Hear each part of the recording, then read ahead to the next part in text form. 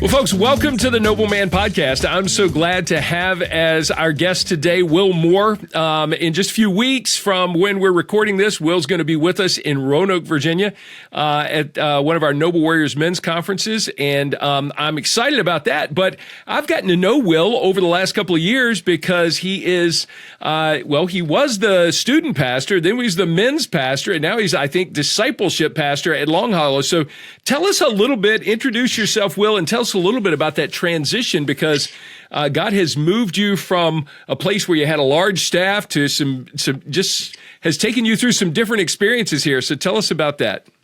Yeah, ironically enough, today is my 13th year at Long Hollow, and so I'm celebrating an anniversary today, Wow. which is crazy. And for me, it's a big deal because I always share this story where I remember being in seminary in 2010.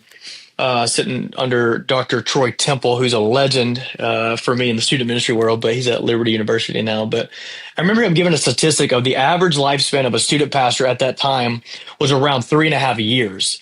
And so for me, I was like, man, that seems like a very short amount of time. And you think about a student being in 6th grade, graduating in 12th grade, 7 years, and having a student pastor, at least two student pastors in that tenure. It didn't make sense to me. And so I have, from the very beginning of my journey, gone, I want to be in one place for as long as I possibly can. And for me, that was student ministry. Now that lifespan, because of the church planting movement, has dropped to, I believe, around 10 months. Wow. Is So because they're poaching student pastors to be church planters, I guess. I mean, I won't go out and publicly say that, but how I personally feel is, I like to say they want to go after the best. And so when you think about a student pastor, in my journey, around 1,000, quote unquote church members in our student ministry, 300 plus volunteers, a big budget, 12 to 15 staff. I mean, it makes sense, right? And so I look at it as an honor they would go after the student pastors. But yeah, I mean, because of that, you've got guys that are leading at a high level, leading honestly many mega churches, which is crazy. Right. But the problem is they build something and then they leave. And so who reaps the benefit or lack thereof are the students. And so it just kind of causes this way of doing ministry that I think is detrimental to the overall culture that we're trying to build. But so because of that, I wanted to be in one place. So 13 years is a big deal for me. 10 years of that, Mike was in student ministry. And so started at a small campus with 7 kids. That ministry grew to around 150 in a year's time, transitioned from there to our main campus, kind of dueling it up with a great friend of mine, Shane Sisk. Eventually became the high school pastor. And then the last 4 years of my ministry career in the student ministry world was the lead student pastor. So everything was rocking and rolling until pastor steps in and disrupts everything. And so he had a burden for, at that time, 3 years ago, just the men in our country were passive, were, not really feeling like there's a big presence of men in the churches. Now, you've got your pockets, right? But from an overall perspective, post-COVID, it just seemed like there was a lack. And so we had gone from an 18-year tenured men's minister retiring, COVID, a 4-year gap in men's ministry at Long Hollow. So he asked me to step out of student ministry, step into this men's ministry world. I had to build it from the ground up because there was nothing. Right. And so it was, as you and I got introduced, it was because I was asked to do something in a 6-month period while I'm still leading the student ministry through a camp season, which is our biggest season. Right. And so I'm basically doing 2 things. So I needed to learn. So anyway, that's how you and I met. It was just trying to learn from guys that have been there and done that. And so that was 3 years ago. And man, God has been gracious. He's been amazing. I've learned a lot. I will never say I'm an expert in this. I'm learning as we go. But I will say we've taken 1,800 men through groups in a 3-year period. And we're hitting a massive milestone this August where we are moving our men's conference. We started with 1,200 3 years ago. We're going to put 4,000 plus men at Belmont University August 8th, downtown Nashville, to try to reach more than just our community. We're trying to reach an entire city. That's it, because I know you guys are doing one of the Better Man events, and we're going to be hosting one here in Virginia. As a matter of fact, you guys are August the 8th. We're August the 15th. And so that's just been a bunch of fun to watch you guys navigate through this. And one of the things that I talked to David Romig, who's a mutual friend, about is the fact that you guys can actually see the numbers of change in the church. I mean, it's quantifiable change with visitors coming to the church, marriages getting healthier, giving going up in the church, in volunteer engagement. I mean, just talk about the fact that what you can see, not just qualitatively, not just stories to tell, and there are plenty of those, but quantitatively, you've seen the needle move because of your investments in men. Is that a true statement? Very true. And Roadmig is my guy. He's my rock. He's my buddy. He's my right-hand man. All the while he does all of his corporate stuff too. So, I jokingly say Roadmig, I asked for 10 hours a week and he says, well, you're actually getting 15. So, but all joking aside, he's the one that said, hey, cause that didn't even hit me until he said, hey, let's pull back. Cause I'm a fast mover. I'm a dreamer. I'm a visionary. I'm go, go, go. David's been good for me to pull back and think through the question that you're asking me. He's going, hey, let's stop and let's see, what has our church actually experienced as a result of the men, not me as a men's pastor, so let me be clear on that, but the men at Long Hollow getting involved, what discipleship is doing. And we started looking at it, and I had a meeting with our pastor, and we're like, oh snap. When we averaged 42 new families a week last year. We grew numerically, we grew financially, we grew in serving. And it wasn't until David said, let's look at it, is we can really trace it. Now, there's a lot going on in this as well. So I'm not saying the men single-handedly did that. So let me be clear. Right. However, is it by chance that when we launched all the men's stuff, it was around that time when things started to shift? And so, I would say the statement of, if you reach the man, you reach the home. When you reach the man, you can change the actual scope of your church's world. We are living in that. And we got men that are, I mean, I'm talking I've got 12 guys right now that are high level, high capacity dudes that they're giving me a minimum of 5 hours a week, just focus on men's ministry. And so they're being involved, and it's pretty cool. Our church can feel it. So you've built a team, even as the men's pastor, you've built a team of lay leaders who, I mean, they show up at church thinking about how are we going to move the needle with men. And I just affirm so deeply the fact that you've got to have some guys walking through. You have to know who those guys are that can walk through the door every Sunday thinking, how are we going to reach and build men and see marriages, families, children, generations transformed because we invest in men. Right. That's a big deal. Now, part of what I love about your story, and man, I would love to just sit with you for hours, probably, honestly, because as a student pastor, you're a champion for the students and in evangelizing students, discipling students, and all that stuff. Well, we just had Richard Ross. You probably know who Richard Ross is. Oh, yeah. Richard Ross preached at our church on Sunday morning, and part of what he was talking about was that if we're going to really disciple students, we have to equip parents to do the heavy lifting there. The church is impactful. He even used an analogy. He said, your children are not dry cleaning that you drop off at the church and they're going to be cleaned and pressed and you pick them up and then, they get messed up during the week and you bring them back. But you have responsibility to disciple them through the week. So now you see this from both sides, from student pastor and now men's pastor. So how is that informing your perspective on how you disciple these guys to invest in their own families? Yeah, that's a great question, because for me, keep in mind, I did not want to leave student ministry. Like, this was my heart, my world. I did feel a shift, and it makes sense this side of things, but I didn't understand it, because for me, I had this dream and this passion, this drive to do everything I possibly could to invest in a generation that would have a legacy impact.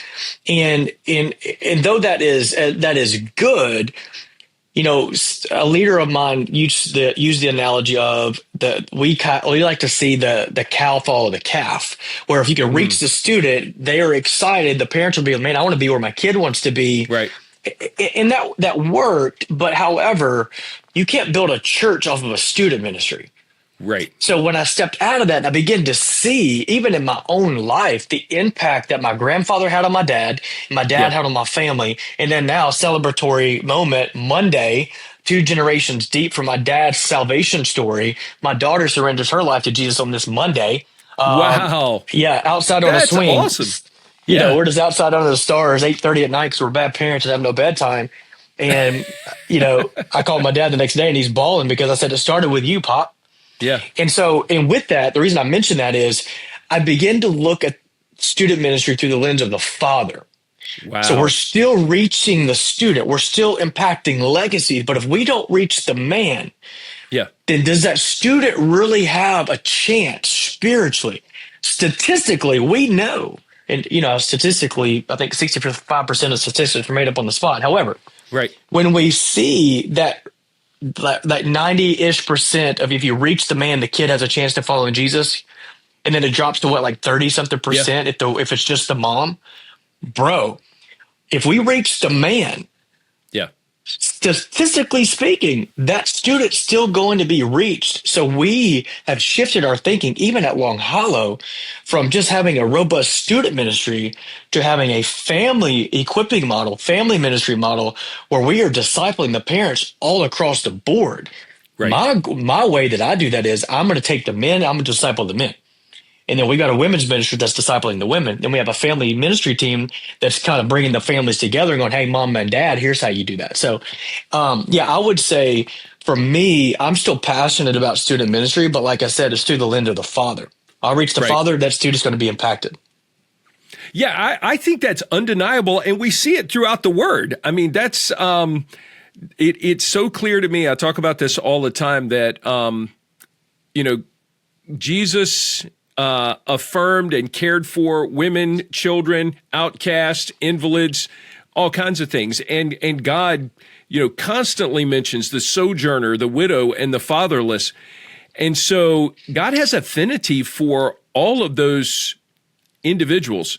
Right. But man, there is an emphasis on an expectation that men would step up and lead and give direction and take initiative and sacrifice for their families. I think that's undeniable in the scripture. And so we have to do that in order to be obedient in the local church with what it looks like to disciple people well. Right. And honestly, that's 100%. And that's where, for me, where the passion for my topic at the conference comes from, because, we're trying to push men to step over the line of passivity into purpose. Right. And I think the passivity is not necessarily that men, I don't know, the whole thing about men are passive. We've had this whole passive generation. I think that's true, but I think men are only passive because the church has been silent and negligent in reaching and equipping the man. So you and I both know people are only going to rise to the level of significance that they're given. So if we create these conferences and we have these moments and we have these men's breakfasts and we're like, we're going to reach the men, but as soon as they walk in, they're told how horrible they are. Well, why in the heck do I want to try to do more when I'm just going to be told I'm worse? And I go to the church, the one place I need help. And I'm like, please help me. And then they tell me how horrible I am. It's like, no wonder they're passive, because they don't want to make a mistake. Yeah. Or they haven't been equipped to know what discipleship is. You raise your hand in a room with 100 men and say, how many of y'all were discipled growing up? They're going to look around like, what the heck's discipleship? Yeah. But we tell them, hey, now you're the primary disciple maker. You're the head of your household. And they're going, awesome. Thanks for the wait. How do I do that? And so for me, it's a mixture of choosing passivity too. We all know that that's a thing, right? Sure. But when I think through the lens of my responsibility as a church leader, my job biblically is to equip the saints to do the work of the ministry. And it has to start with the heart, and it has to start in the home. So if I can reach the man's heart, equip him and disciple him in a way that he feels empowered and equipped to then disciple his home, that's where we give the purpose. So I see the purpose, but I have to make a choice to step over that line of passivity. Passivity could be I'm lazy and I'm just lackadaisical and don't want to, or it could be my reason for being passive is I didn't know how. So whatever that line looks like for you, step over that line into purpose, and then we're going to help you lead. So that's really, for me, is the line that we've tried to definitively draw here at Long Hollow is there is a problem that is passivity. However you are living in that, we want you to step over that because we have a God-given calling and a purpose as men to lead our homes. And so that's kind of the way that we navigate that. And that's honestly why I'm fired up about having the opportunity to speak at the Noblemen's Conference because Nobleman Conference, because I'm passionate about how do we help men see that we can step over that line of passivity into purpose. And when we do that, I firmly believe this, write it down, whatever the day is, we will see a move of God in our lifetime, and we will see a move of God, and correct me if I'm wrong in this, that is led by men, not a younger generation. Right. Now, I am 100% on board with this. And so let me just give you some context. I used to speak at a lot of MOPS groups, mothers of preschoolers. You're probably familiar with that ministry. And so my wife was leading MOPS groups, and she'd invite me in to talk about raising sons and all this stuff. And I would often hear from those young moms, I'm tired and I wish my husband would lead our family. So there was this hunger there. Well, my swap with those MOPS groups was I'll come talk to the moms if you'll set up a time for me to come talk to the dads. And so when I told the dads that that's what their wives were saying, they would say, I feel inside some tension. I feel some responsibility. There's something I should be doing, but I don't know how.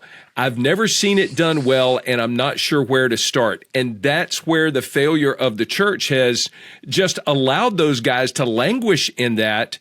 And part of my frustration, and you may share this as well, is that we've got all these seasoned men often in the church that need to be connected in Titus 2 relationships with young men talking about what it looks like to love your wife for 20 years or 30 years and raise kids and battle through job loss and changes and all kinds of craziness. And we're not creating the spaces where those connections can be made, and we can help a generation of men move across that line of passivity and see what it looks like to walk in Christian discipleship, in biblical manhood. Right. And I think that's been the biggest thing I'm learning. We talked about this last time I was on here was, the percentage of women's ministries to men's ministries. And it's like, 84% of churches have women, less than 8% have men's ministries.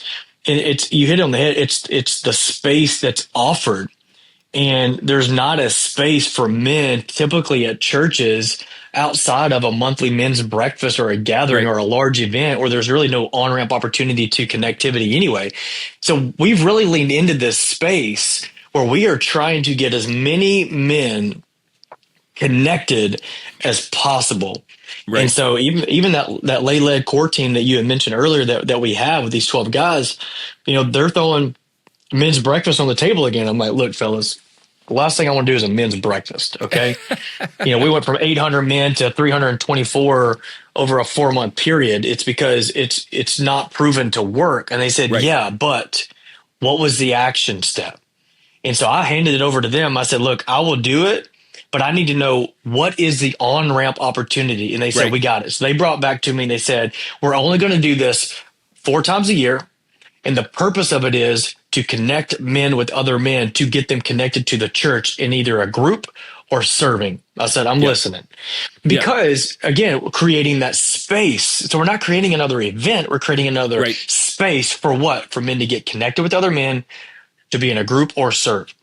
And so I think the reason I'm mentioning that, Mike, is this, is I'm learning that men's ministries are even a passive thought with leadership within the church, but yet they get frustrated or even angry at times because the men aren't leading. The men aren't Look, the tide's only going to rise as high as its source. So if the source is choosing to be passive in its approach to discipling men, then why in the world would you think that the men would rise up? So what we're doing is we're going hard over an intentional, strategic, structured pathway of discipling men, and we stick to it. And that's really, I would say, sorry, I'm getting I feel like I'm talking louder all of a sudden. It's okay. I love the passion, dude.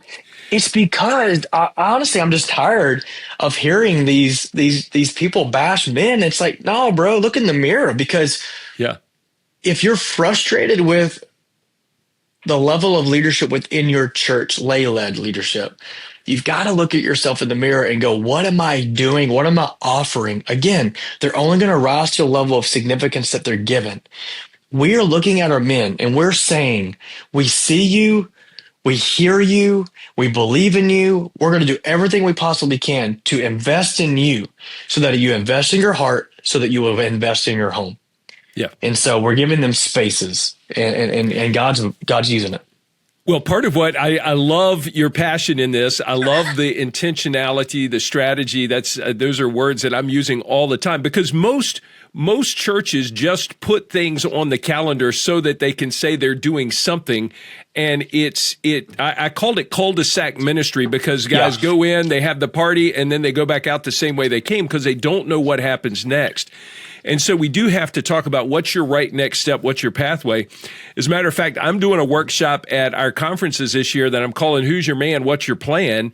And I want to talk to men's ministry leaders, and I'm gonna just press on them and say, if you aren't personally discipling a few men that you see as future leaders, then don't even talk about trying to do events or anything like that, because the rubber meeting the road is investing in the next generation of leaders and developing them. I mean, it's 2 Timothy 2:2. I meet with 4 guys on Friday morning. They're young dads. And my whole goal with them is to develop them into churchmen. I want them to be godly men who love their wives well, raise godly children, love the word, and are leaders in the church in the future. Yeah. And I said, I don't hang out with punks, so I'm spending my time with you guys because I see potential in you. And you know what? Somebody did that with me, and we've just got to keep multiplying the kingdom that way. So that's discipleship. That is discipleship. And, we say here at Long Hollow, obviously our pastor, Robbie Gallaty, is discipleship oriented, discipleship minded. And we would say that a disciple isn't a disciple until his disciple has made disciples. Right. And we're going to get into the theology of that. But for us, it makes sense, because it's like, when somebody invested in you, now you're investing in somebody else, and then they invest in somebody else. That is disciples making disciples. Right. That is called discipleship. And so I'm just saying, you're able to do that because it was modeled to you. You're modeling that for them. Then they go serve the local church, and they're modeling to somebody else. Oh, it's huge.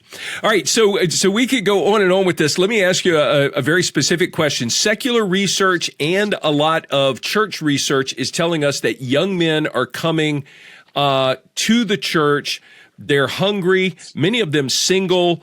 And so there's this move of young men toward looking for something that's real and authentic. And they're trying to figure some things out, because the world has proven to not be helpful to them. And back to your point about what they've been told, any male under 30 has spent much of his aware life hearing the term toxic masculinity. And so he's living in a world thinking, just by who I am, it's a problem.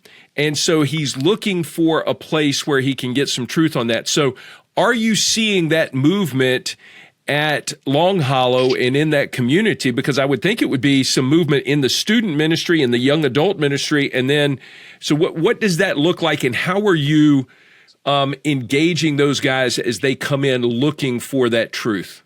Yeah, I say you're spot on. One of the things that we're leaning heavily into right now is our young adult ministry. My role as discipleship pastor is I oversee men, women, college young adults and then groups and marriage stuff. And young adults in a 3 year time frame, they're up 311%. Wow. That's crazy. Now, give me the breakdown on males and females in that. So you've got an increase of 311%. The typical church runs probably at least 60% female, 40% male. So of those young adults that are coming, what's your gender breakdown? Yeah, typically, yeah, we've been running around I would say a 64% female to male ratio. Okay. I need to get with Dylan and ask him, I don't want to give false numbers, but we are seeing a massive influx in men attending. And here's where we see it. The most impact is what we started out with. They're serving. Yeah. They're serving. So you're giving them something to do that is giving them purpose. And they're coming and they're not just leading, like they're not just holding the door is what I mean. Like they're leading, they're asking for responsibility. They're wanting to lead life groups. They're wanting to lead discipleship groups. They're wanting to lead leadership retreats.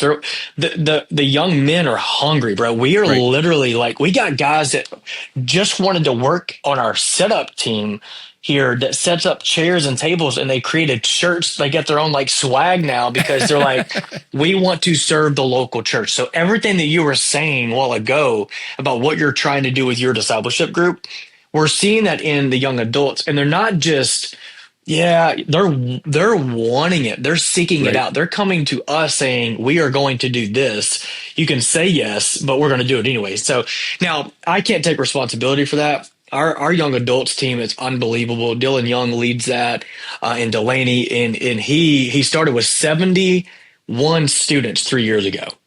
Wow. And they're pushing 400. Like, it's unbelievable what God's doing in there. But here's what he's doing, Mike, is he's calling them up. He's not just opening the doors. He preaches the Bible. He teaches discipleship, but he's giving them, again, these spaces to grow. And we've actually equated their growth to this. They have 84% of their gathering, like their, like, I guess, church service. 84% that attend a worship gathering are in a group. Yeah. So that small group connection, you've got to get connected in order to stay close. So that's huge. I love it. Yeah, we're seeing it. To answer your question in short, we're seeing an influx of young men hungry and coming back to the church, and they're making a dent and an impact. That's awesome. So I'll throw this out. I'm working on a seminary project right now, and as I look across, and I know Long Hollow is a Southern Baptist church, as I look across SBC, there is not a lot going on in terms of men's discipleship as an intentional effort on seminary campuses, at state conventions, at the national level. What would you, if you could see a movement take off of something that was going to spur the church on to truly invest in men, what do you think that would look like? What would it take to get the church to wake up and say, we can be healthier, we can take ground for the kingdom, we can change culture if we invest in men as a priority? What would that look like to get that going? I mean, going through seminary, I mean, I'm grateful for my seminary education. But when I think through what I did day one when I stepped out of there, it makes me think about the actual tools and applications. And I know the seminary that you're associated with, and I think they're doing it, in my opinion, better than the majority of seminaries out there. Yeah. But to answer your question, are we just teaching our senior pastors? These guys are going to get their PhDs and all this stuff. Are we only teaching them how to debate, how to talk Calvinism and Arminianism? Are we giving them all these unbiblical things and ideologies and all the stuff that were created by men of God that had their views on it? Or are we teaching them how do we actually equip and invest the saints of the ministry that we're called to steward and shepherd? The reason I say that is this. I don't know one time in my seminary, I say career, but my seminary time, where they spoke about the importance of reaching the man, God's call on a man's life. It is biblical. It is Yes. ordained. It is something that when you open up God's word, God created man in his image. Yep. Then he said there's not a helper suitable for him. So he created a woman to be a helpmate for him. But the responsibility lies on the man.